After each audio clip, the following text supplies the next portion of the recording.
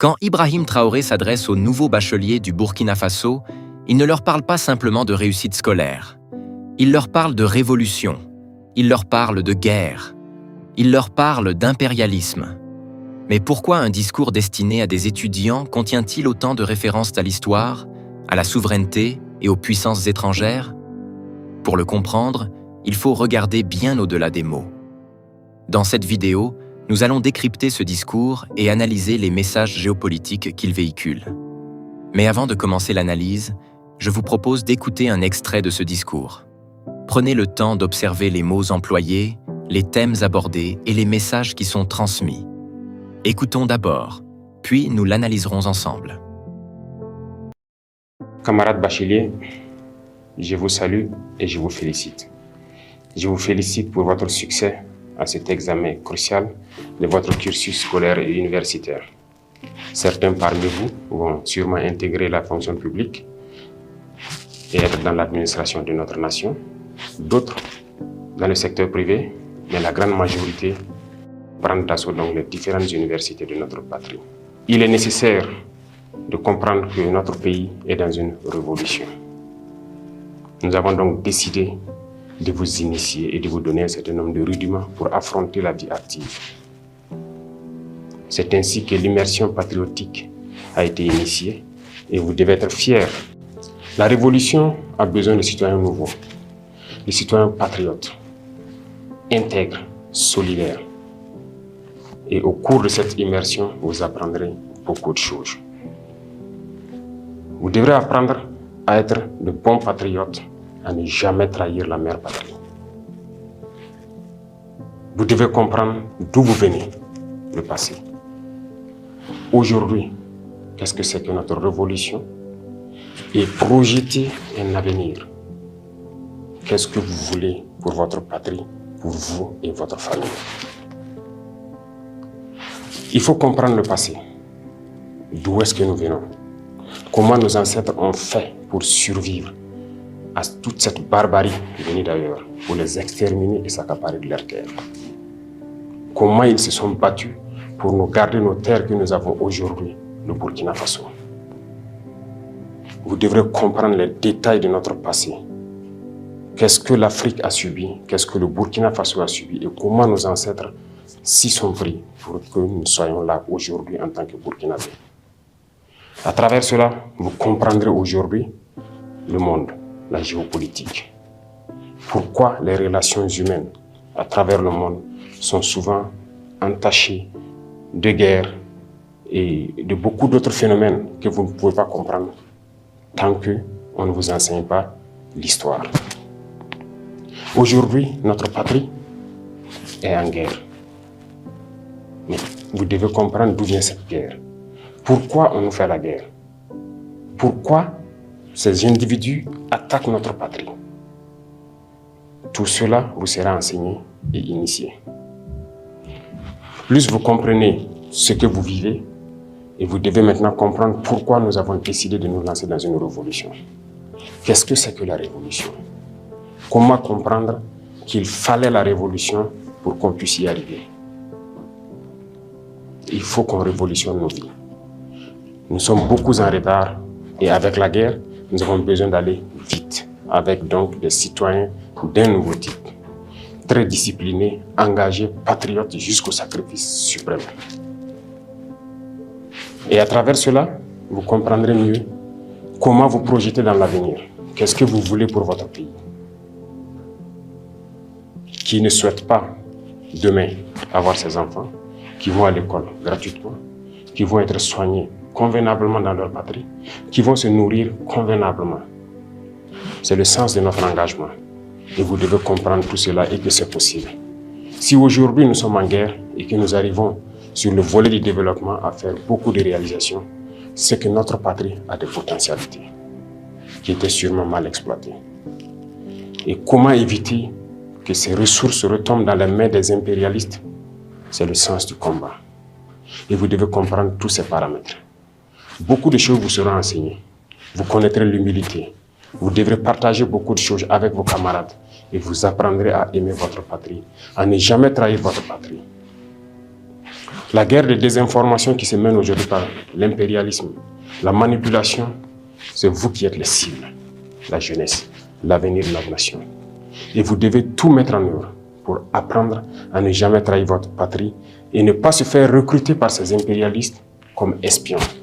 Parce que tout leur espoir, c'est de pouvoir recruter la jeunesse, en faire de vous des espions pour servir leur patrie au détriment de votre patrie, c'est-à-dire trahir votre patrie. Ils désinforment, ils intoxiquent à travers les médias, à travers les réseaux sociaux, à travers beaucoup de phénomènes.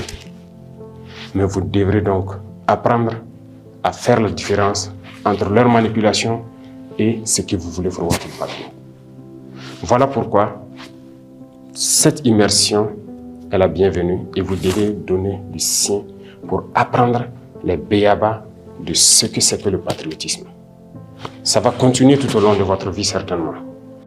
Donc je vous souhaite de passer de très bons moments d'apprentissage pour que notre pays puisse vraiment compter sur vous, parce que vous êtes l'avenir de la nation.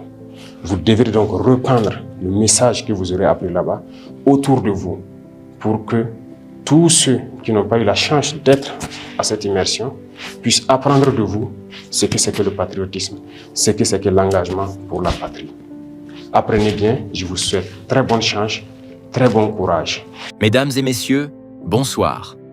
Nous allons analyser ensemble un discours du président du Burkina Faso, le capitaine Ibrahim Traoré, prononcé à l'occasion du lancement de l'immersion patriotique obligatoire 2026, un programme qui rassemble chaque année les nouveaux bacheliers pour une formation civique et patriotique. Ce discours n'est pas un texte isolé. Il s'inscrit dans un projet politique plus large, celui d'un Burkina Faso rompant avec la France, rejoignant l'alliance des États du Sahel avec le Mali et le Niger, et revendiquant une nouvelle souveraineté face à ce qu'il appelle l'impérialisme. Je vais vous présenter 3 choses. Ce que dit réellement ce discours. Pourquoi il trouve un écho réel dans une partie de la population. Et ce qu'une analyse critique doit aussi souligner. L'objectif n'est pas de vous dire quoi penser, mais de vous donner les clés pour comprendre. Le discours suit une structure classique de récit révolutionnaire. Le passé, le présent, l'avenir. Le passé, c'est la mémoire de la colonisation, la résistance des ancêtres, la dépossession des terres et des richesses africaines. Traoré demande à la jeunesse de comprendre d'où elle vient avant de comprendre où elle va. Le présent, c'est la guerre. Le Burkina Faso fait face depuis plus de 10 ans à une insurrection djihadiste qui contrôle une partie significative du territoire national. Le discours présente cette guerre comme le prolongement d'une agression extérieure et appelle les jeunes à la vigilance face à ce qu'il nomme la désinformation et la manipulation venue de l'étranger. L'avenir, enfin, c'est la promesse d'un pays souverain, capable de nourrir, soigner et éduquer gratuitement ses enfants, en gardant le contrôle de ses ressources naturelles, l'or, l'uranium, le coton. C'est un discours de mobilisation. Il ne cherche pas à informer froidement. Il cherche à former des citoyens engagés, prêts, dit le texte, jusqu'au sacrifice suprême. Il serait malhonnête de balayer ce discours comme une simple propagande sans fondement. Il s'appuie sur des réalités historiques et géopolitiques documentées. Premièrement, l'histoire coloniale et néocoloniale de l'Afrique de l'Ouest est réelle. La colonisation française, le système de la France-Afrique, la zone monétaire du franc CFA longtemps critiquée pour son asymétrie, l'exploitation minière historiquement favorable aux entreprises occidentales. Ce sont des faits documentés par de nombreux historiens et économistes, africains comme occidentaux. Deuxièmement, la guerre est réelle. Ce n'est pas une fiction rhétorique. Les groupes djihadistes liés à Al-Qaïda et à l'État islamique contrôlent une partie du territoire burkinabé et les populations civiles en paient un lourd tribut. Troisièmement, la rupture géopolitique est réelle et vérifiable. Depuis le coup d'État de 2022, le Burkina Faso a rompu ses accords militaires avec la France, expulsé les troupes françaises et renforcé sa coopération militaire avec la Russie. L'Alliance des États du Sahel s'est constituée comme un bloc affirmant une politique étrangère indépendante des anciennes puissances coloniales. Donc, quand ce discours parle de résistance à des intérêts extérieurs sur les ressources africaines, il ne parle pas dans le vide. Il capitalise sur une histoire et une actualité tangibles. Mais une analyse géopolitique sérieuse doit aussi interroger ce que ce discours simplifie ou n'aborde pas. D'abord, le cadrage en termes de blanc contre africain est une simplification. La compétition pour les ressources ouest-africaines, l'or, l'uranium, le lithium, n'oppose pas des races, mais des intérêts d'États et d'entreprises. La Russie, via le groupe Wagner devenu l'Africa Corps, la Chine, les monarchies du Golfe, sont également engagées dans cette compétition, avec des logiques tout aussi extractives que les anciennes puissances coloniales. Remplacer un partenaire extérieur par un autre n'est pas automatiquement synonyme de souveraineté retrouvée. Ensuite, la gouvernance intérieure du régime actuel fait l'objet de critiques documentées. Des organisations comme Human Rights Watch ont rapporté des exactions attribuées à l'armée burkinabé et à des supplétifs civils armés dans le cadre de la lutte antiterroriste. Depuis 2022, l'espace civique s'est réduit. Suspension de partis politiques, censure de médias critiques, départ forcé ou exil de voix dissidentes, report des échéances électorales. Ce même programme d'immersion patriotique, présenté comme une formation civique, est aussi perçu par certains observateurs comme un outil de mobilisation idéologique de la jeunesse, dans un contexte où le pouvoir cherche à consolider son assise populaire. Enfin, le bilan concret reste mitigé. Malgré le discours de rupture et de reconquête de la souveraineté, une large partie du territoire burkinabé demeure sous la pression ou le contrôle de groupes armés, et les indicateurs économiques et sociaux ne se sont pas nettement redressés depuis 2022. 3 trajectoires sont généralement évoquées par les analystes du Sahel. La première est une consolidation souverainiste. L'Alliance des États du Sahel se structure durablement, avec une monnaie commune envisagée et une force militaire conjointe, mais au prix d'une gouvernance de plus en plus autoritaire et d'une nouvelle dépendance, cette fois vis-à-vis de la Russie et de la Chine. La deuxième est un enlisement sécuritaire.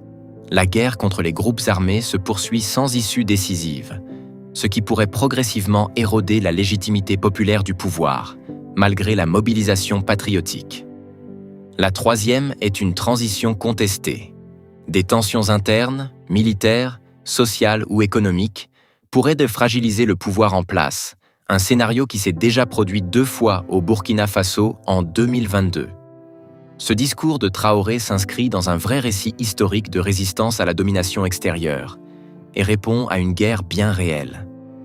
Mais comprendre ce discours suppose aussi de regarder au-delà de son cadrage, d'interroger qui gagne réellement dans les nouvelles alliances géopolitiques et de ne pas confondre discours de souveraineté et pratiques démocratiques. Je vous remercie pour votre attention.